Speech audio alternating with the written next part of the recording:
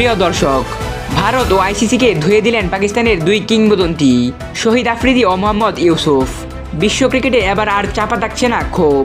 বাংলাদেশকে ঘিরে আইসিসির সিদ্ধান্তে এবার প্রকাশ্যেই মুখ করলেন পাকিস্তানের দুই কিংবদন্তি। তাদের বক্তব্যে সরাসরি প্রশ্নের মুখে ভারত, আইসিসি এবং ক্রিকেটের বর্তমান শাসন ব্যবস্থা। প্রথমেই আসি মোহাম্মদ ইউসুফের বিস্ফোরক মন্তব্যে। এক সোশ্যাল মিডিয়া পোস্টে তিনি এমন কিছু পরিসংখ্যান তুলে ধরেন যা বিশ্ব ক্রিকেটকে নাড়িয়ে দিয়েছে। ইউসুফ বলেন, বাংলাদেশে ক্রিকেট দেখছে প্রায় 17,70,00,000 দর্শক। অন্যদিকে New Zealand, Australia, Sri Lanka, Afghanistan, Netherlands, Ireland, Nepal, Namibia ও স্কটল্যান্ড, এই 10টি দেশ মিলেও এত পরিমাণ দর্শক ক্রিকেট দেখেনি। একটি দেশ যদি একাই এত দর্শক এনে দেয়, তাহলে সেই দেশকে বাদ দিয়ে বিশ্ব ক্রিকেট কিভাবে চলে? তিনি আরও বলেন, ক্রিকেট একসময় দর্শকদের উপর দাঁড়িয়েছিল, কিন্তু আজ ক্রিকেট চালানো হচ্ছে কিছু প্রভাবশালী দেশের অর্থনৈতিক নীতিতে। ইউসুফের মতে, অতিরিক্ত সুবিধা দিলে নতুন প্রজন্ম ক্ষতিগ্রস্ত হয়। ক্রিকেট তখন আর খেলাধুলা থাকে না, বরং ক্ষমতার খেলায় পরিণত হয়।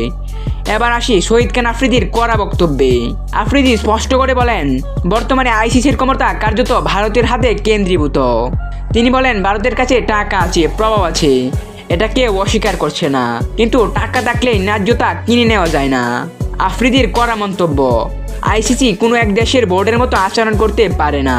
সব দেশের জন্য এক নিয়ম হতে হবে, মানদণ্ড দেশভেদে বদলানো চলবে না। এই বক্তব্যের পর ভারত ও আইসিসির সিদ্ধান্ত নিয়ে দিন দিন বাড়ছে সমালোচনা। সবশেষে প্রশ্ন থেকেই যায়, বিশ্ব ক্রিকেট কি সত্যি সবার জন্য, নাকি কেবল প্রভাবশালী কয়েকটি দেশের নিয়ন্ত্রণে?